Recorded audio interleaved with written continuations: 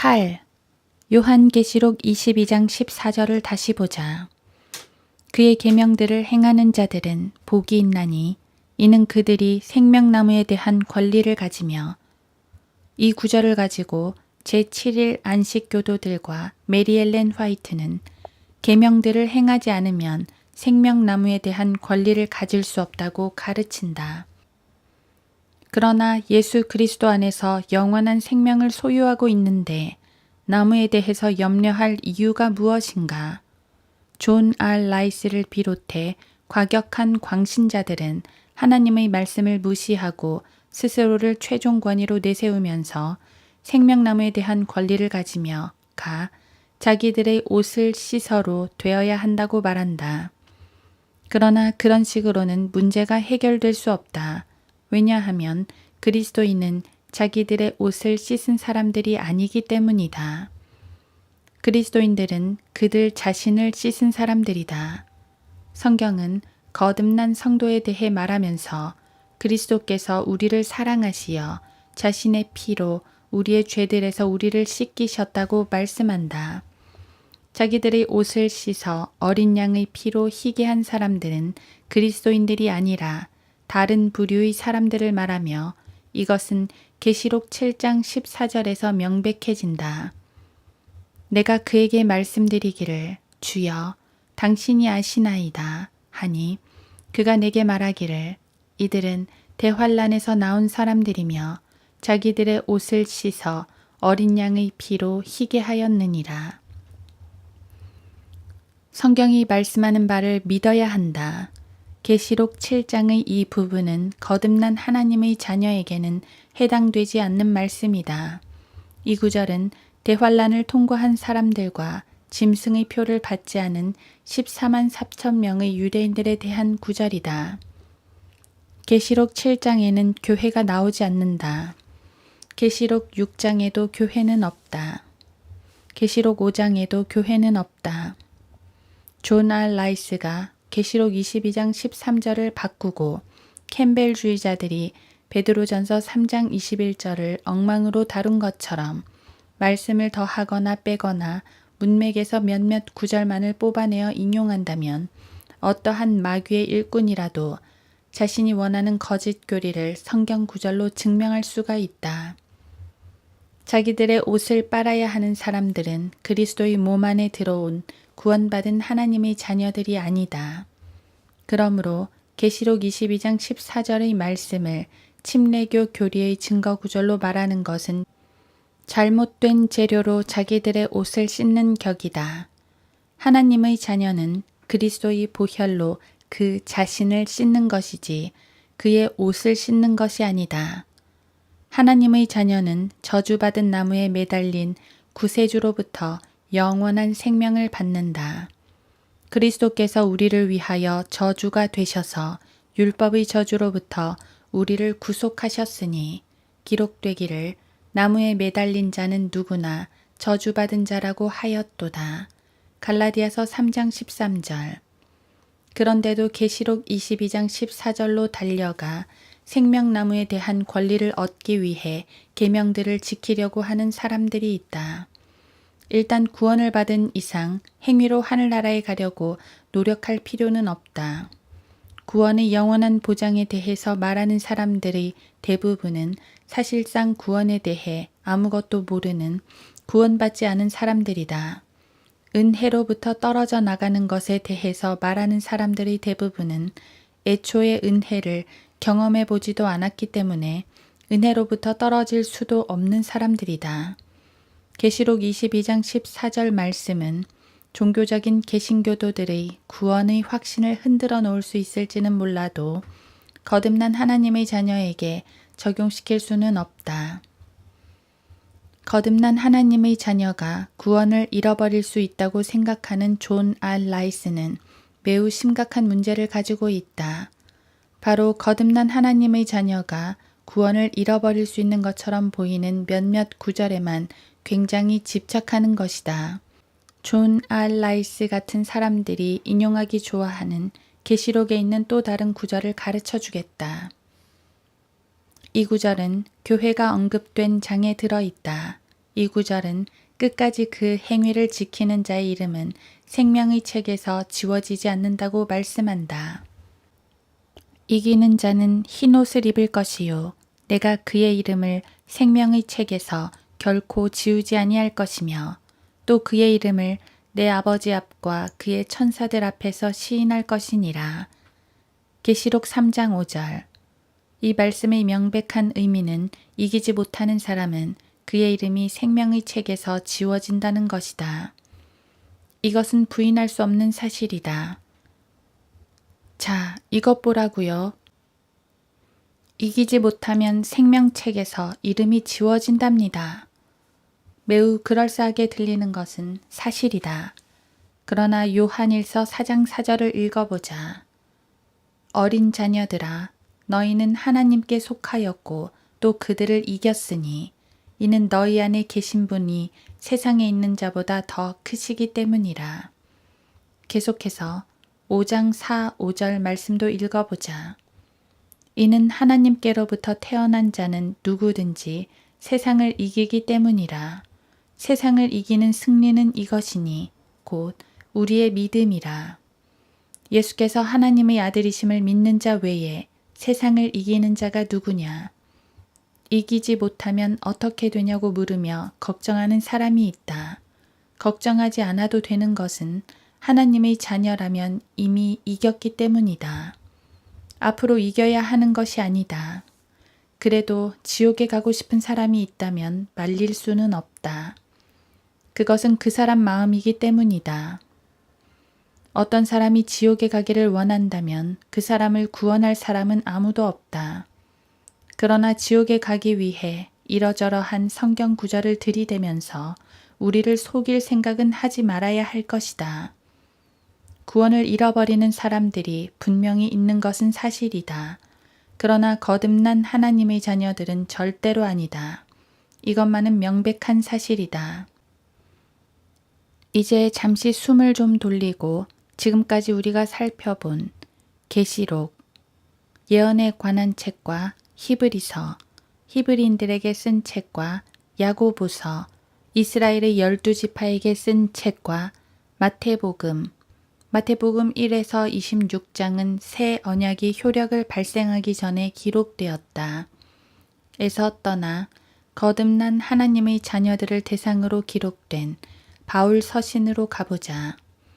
이제 어떤 차이점이 발견되는지를 스스로 깨닫기 바란다. 먼저 로마서를 볼 텐데 로마서는 이방인의 사도로 특별히 부르심을 받은 사도가 쓴 서신이다.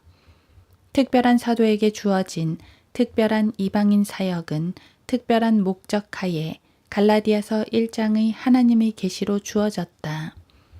행함이 없어도 불경건한 자를 의롭다 하시는 그분을 믿는 사람에게는 그의 믿음이 의로 여겨지느니라. 로마서 4장 5절. 주께서 죄를 인정하지 아니하실 사람은 복이 있도다. 로마서 4장 8절. 그리스도 예수 안에 있는 구속을 통하여 그의 은혜로 값없이 의롭게 되었음이라. 하나님께서는 그를 그의 피에 대한 믿음을 통하여 화목제물로 세우셨으니 이는 하나님의 오래 참으심 가운데서 이전에 지은 죄들을 사하심으로 인하여 그의 의를 선포하려 하심이요 곧 이때에 자기의 의를 선포하심은 자신도 의롭게 되시고 또한 예수를 믿는 자도 의롭게 하려 하심이니라. 그러므로 자랑할 데가 어디 있느냐? 있을 수 없느니라. 무슨 법으로냐? 행위의 법으로냐? 아니라 오직 믿음의 법에 의해서니라. 로마서 3장 24에서 27절. 산상설교와 많은 차이점이 있는 것을 발견했는가? 이 말씀과 거듭난 하나님의 자녀가 구원을 잃어버릴 수 있다는 증거 구절로 사용되는 마태복음 25장이나 히브리서 6, 10장, 그 밖에 소화해 내지도 못할 고기에 해당하는 구절들과는 큰 차이가 있음을 알았을 것이다. 거듭난 하나님의 자녀가 구원을 잃어버릴 수 있다는 거짓 교리를 옹호하는데 전 생애를 탕진한 사람들에게 바울은 뭐라고 말했는가? 주께서는 그런 사람들에게 뭐라고 말씀하셨는가? 여러 가지 이상한 교리들에 끌리지 말라. 마음은 은혜로서 굳건하게 하는 것이 좋고 음식으로 할 것이 아니니 음식을 따라 처신한 자들은 유익을 얻지 못하였느니라. 히브리서 13장 9절. 마태복음의 산상설교와 같이 율법 아래 있는 유대인들에게 기록된 글과 대환란 때에 흩어질 유대인들을 대상으로 한 야고보서 및 히브리인들에게 기록된 히브리서 또는 환란 때의 유대인들을 대상으로 한 서신서에 기록된 말씀을 그리스도인에게 교리적으로 적용하는 것은 전혀 유익이 되지 못하는 어리석은 짓이다. 믿음을 통해 은혜로 구원받으며 우리 주 예수 그리스도를 통하여 영생을 얻고 하나님의 선물로 값없이 의롭게 된다는 것, 즉 그리스도인으로서 반드시 알아야 할 가장 기본적인 것을 모를 때 마태복음 24장과 히브리서 6, 10장, 사도행전 2장 등에서 헤매다가 어리석은 짓을 하게 된다. 그런 사람들은 먼저 마음을 은혜로서 굳건하게 해야 한다. 한 가지 한 가지씩 터득하고 나서야 비로소 영생에 대해서 바르게 말할 수 있는 것이다. 구원받은 사람들에게 쓴 바울 서신을 다시 한번 읽고 대조해 보자. 그러므로 우리가 믿음으로 의롭게 되었으니 우리 주 예수 그리스도를 통하여 하나님과 화평을 갖느니라. 로마서 5장 1절. 그러므로 우리가 믿음으로 의롭게 되었으니 야고보서에서처럼 행위로 구원받는 것이 아니다. 하나님과 화평을 갖느니라. 구원받은 우리들은 구원을 잃어버릴까봐 걱정할 필요는 전혀 없다. 하나님과 이미 화평을 가졌기 때문이다. 어떻게 해서 화평을 얻게 되었는가? 6에서 9절을 보자. 우리가 아직 연약하였을 때 그리스도께서 때가 되어 경건치 아니한 자들을 위하여 죽으셨느니라. 의인을 위하여 죽으려는 사람이 거의 없고 선한 사람을 위하여 죽음을 무릅쓰는 사람이 간혹 있을지 모르지만 우리가 아직 죄인이었을 때 그리스도께서 우리를 위하여 죽으심으로써 하나님께서는 우리를 향한 그의 사랑을 나타내셨느니라. 그러므로 이제 그의 피로 의롭게 되었으니 더욱더 우리가 그를 통하여 진노로부터 구원받게 되리라. 로마서 5장 6에서 9절. 그의 피로 의롭게 되었다. 그의 보혈로 의롭게 되었다. 우리가 진노로부터 구원받게 되리라.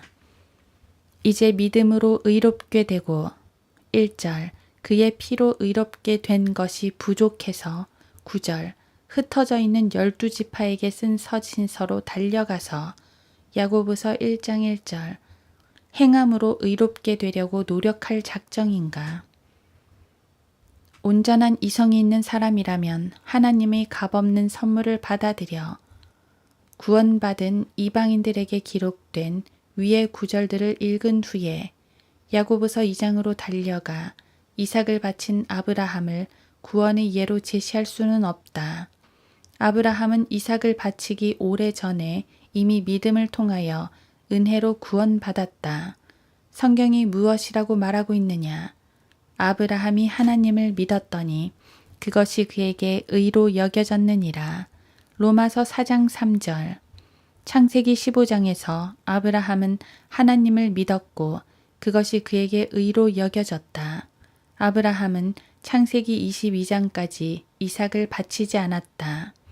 이스라엘의 12지파에게 기록된 야고보서 2장으로 달려가서는 24절과 21절을 가리키며 의기양양해 하는 사람들이 있다. 이제 너희가 알거니와 사람이 행함으로써 의롭게 되는 것이요 믿음으로만 되는 것이 아니니라. 야고보서 2장 24절.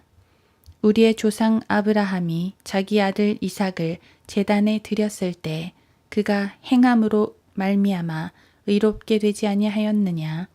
야고보서 2장 21절.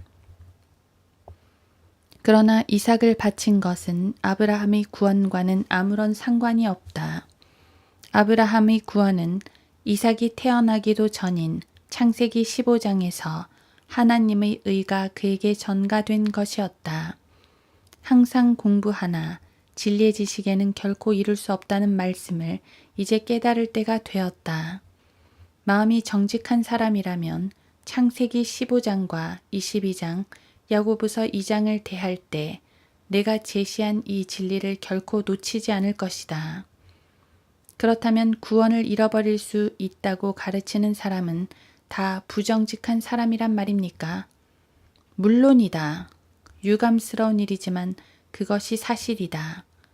성경은 마지막 때에 그렇게 부정직한 사람이 적을 것이라고 말씀하지 않는다.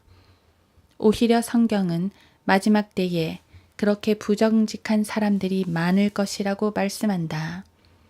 여러분은 사도 바울이 이방인들에게 기록한 서신서가 히브리서나 마태복음과 분명한 차이점이 있음을 알았을 것이다.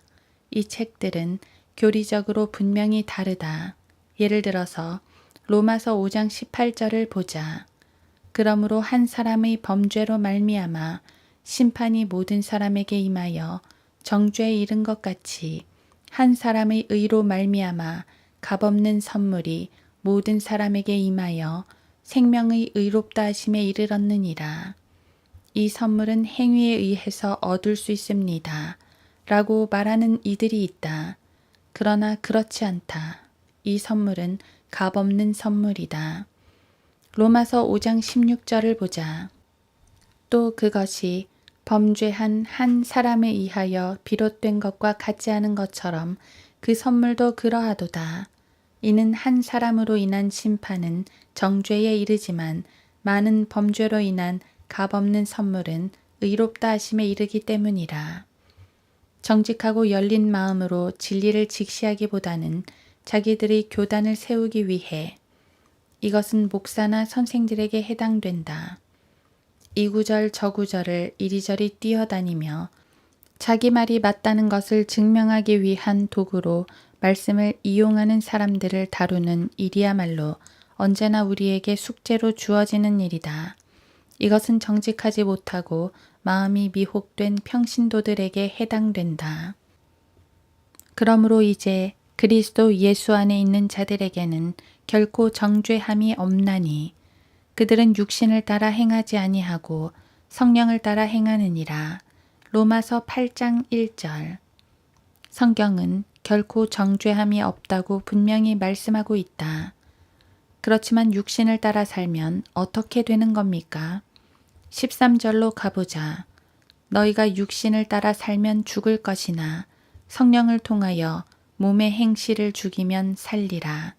로마서 8장 13절. 문제는 사람들이 진리를 원치 않는다는 것이다. 성령을 따라 살지 않고 육신을 따라 살면 정죄를 받지 않습니까? 물론 그렇다. 13절에서 우리는 그 사실을 알 수 있다. 13절에서 하나님께서는 육신을 따라 사는 그리스도인들을 죽이신다고 말씀하셨다. 그러나 그의 혼은 어떻게 되는가? 38절과 39절을 보자. 내가 확신하노니 사망이나 생명이나 천사들이나 정사나 권세나 현재일이나 다가올 일이나 높음이나 깊음이나 어떤 다른 피조물이라도 우리를 그리스도 예수 우리 주 안에 있는 하나님의 사랑에서 떼어놓을 수 없으리라. 이 말씀은 1절과 13절 말씀을 기록한 동일한 사도가 동일한 장에 기록해 놓은 말씀이다. 성령께서 내주하시는 성도들을 수신인으로 하고 있는 것도 동일하다. 로마서 8장 1, 13절을 믿는 정직한 사람이라면 38, 39절 또한 놓치지 않을 것이다. 로마서 8장 38, 39절은 그리스도께서 사랑하시는 구원받지 않은 사람들에 대한 말씀입니다. 라고 말하는 사람들을 보았기 때문에 조금 더 설명하기로 한다. 먼저 37절을 보자. 그러나 이 모든 일에서 우리를 사랑하시는 그분으로 말미암아 우리가 이기는 자들보다 더 나으니라. 구원받지 않은 사람들에 관한 말씀이 아니다. 29절을 보자. 그분께서는 미리 아신 자들을 자기 아들의 형상과 일치하게 하시려고 또한 예정하셨으니 이는 그를 많은 형제 가운데서 첫 태생이 되게 하려 하심이니라. 본문은 구원받은 사람에 대한 말씀이다. 로마서 8장 38, 39절로 다시 가보자. 그러나 이 모든 일에 있어서 사망이나 여러분이 죽는다 해도 구원은 잃어버리지 않는다. 생명이나 계속 산다 해도 구원은 잃지 않는다. 천사들이나 천사들도 그리스도인의 구원을 빼앗을 수 없다. 정사나 그 어떤 정치가나 왕들도 여러분에게서 구원을 빼앗을 수는 없다. 권세나 이 세상 왕들도 한 번 받은 여러분의 구원을 빼앗지는 못한다. 현재 일이나 지금 일어나고 있는 어떠한 일도 구원을 빼앗지는 못한다. 다가올 일이나 내일 일어날 일이나 다음 주 혹은 내년에 일어날 일이라 할지라도 여러분의 구원을 빼앗지는 못한다. 높음이나 여러분 위에 있는 그 무엇도 여러분의 구원을 빼앗지 못한다. 깊음이나 여러분 발 밑에 있는 그 무엇이라 할지라도 여러분의 구원은 빼앗지 못한다. 어떤 다른 피조물이라도 구원을 보장하는 이토록 강력한 주님의 약속을 아직도 못 믿겠다면, 지옥에 가기를 그토록 원한다면 지옥에 가도 상관없다. 지옥에 가기로 작정한 사람을 어찌하겠는가. 그러나 부디 다른 사람은 놔두고 혼자 가기 바란다. 우리는 주님의 약속을 믿는다. 우리가 알거니와 하나님을 사랑하는 자, 곧 그분의 목적에 따라 부르심을 받은 자들에게는 모든 일이 합력하여 선을 이루느니라. 로마서 8장 28절. 왜 어떤 이들은 지금까지 내가 인용한 너무나도 명확한 하나님 말씀에도 문제를 제기하는가? 그들은 어리석은 자들이기 때문이다. 어떻게 이렇듯 명확한 주님의 말씀을 그리 쉽게 놓친단 말인가? 성경이 말씀하시기를 그를 믿는 자는 누구나 부끄러움을 당하지 아니하리라고 하였느니라. 로마서 10장 11절. 주의 이름을 부르는 자는 누구나 구원을 받으리라. 로마서 10장 13절. 구원을 받으리라. 구원을 받으리라. 이거 미래 시제 아닙니까? 그렇다면 로마서 8장 2, 3, 4절 말씀은 어찌 된 것인가? 이는 그리스도 예수 안에 있는 생명의 성령의 법이 죄와 사망의 법에서 나를 해방시켰기 때문이라. 해방시켰기 때문이라. 과거 시제로 되어 있다. 이미 일어난 일이다. 율법이 육신을 통하여서는 연약하여 할 수 없는 것을 하나님께서는 죄 때문에 자신의 아들을 죄 있는 육신의 모양으로 보내 그 육신의 죄를 선고하셨으니 로마서 8장 3절. 자신의 아들을 보내 선고하셨으니 이미 이루어진 과거 시제이다. 이는 율법의 의가 우리 안에서 이루어지게 하려 함이라. 우리는 육신을 따라 행하지 않고 성령을 따라 행하는 자들이라. 로마서 8장 4절. 그러나 육신을 따라 살면 어떻게 되는가? 하나님께서 죽이신다고 로마서 8장 13절에서 말씀하셨다. 너희가 육신을 따라 살면 죽을 것이나 성령을 통하여 몸의 행실을 죽이면 살리라. 또 10절을 보자. 만일 그리스도께서 너희 안에 계시면 몸은 죄로 인하여 죽은 것이나 성령은 의로 인한 생명이니라. 거듭난 하나님의 자녀가 구원을 잃어버릴 수 있다는 가르침을 증명하기 위해 몇몇 구절들만을 발췌하여 인용하는 이들은 두 성품을 가지고 있지 않다. 두 성품이 없는 사람은 로마서 6, 7, 8장을 이해할 수 없다. 로마서 6, 7, 8장은 두 성품을 가진 사람이 기록한 것이다. 두 성품이 없이 어떻게 영적인 일들을 이해할 수 있겠는가? 그러나 자연인은 하나님의 영의 일들을 받아들이지 아니하나니 이는 그 일들이 그 사람에게는 어리석게 여겨지기 때문이요 또 알 수도 없나니 이는 그 일들이 영적으로만이 분별되기 때문이라. 고린도전서 2장 14절. 두 성품이 없이는 영적인 일들을 이해할 수 없다. 내가 지금 그런 사람에게 하나님의 자녀가 구원받는 순간 그의 육신적 성품은 죽는다는 것과 그의 안에 창조된 새 사람, 영적인 성품은 죄 없고 은혜로부터 떨어져 나갈 수 없다는 것을 말하고 있다면 이보다 더 심한 넌센스는 없을 것이다.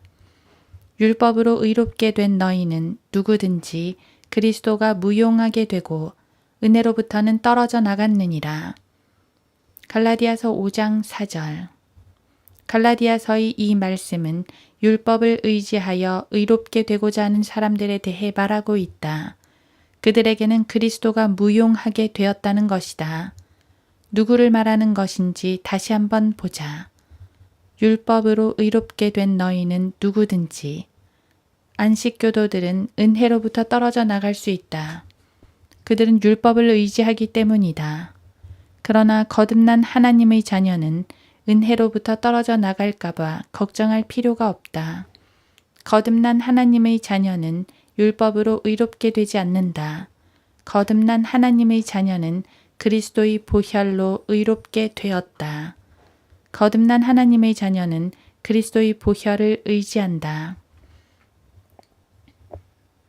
그리스도의 보혈로 씻겨진 성도들은 예수 그리스도를 영접함으로써 요한복음 1장 손으로 하지 아니한 할례를 받고 골로새서 2장 11절 값없는 선물인 성령을 통해 로마서 6장 예수 그리스도의 몸 안으로 들어간 것을 우리는 믿는다.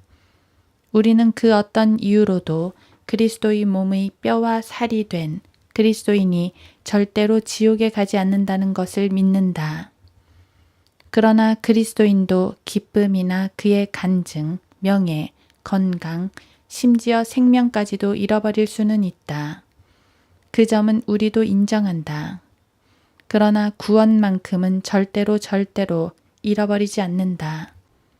또 우리는 그리스도의 몸인 교회가 휴거된 이후에는 구원받기 위해 믿음과 함께 행위도 요구되는 때가 이 땅에 오는 것을 믿는다. 그리스도의 몸인 교회가 휴거되고 나면 하나님께서 이스라엘을 새롭게 다루실 다니엘의 70째 주가 시작된다. 다니엘 12장. 하나님께서 유대인을 다루시고 적그리스도를 다루시는 다니엘의 70째 주.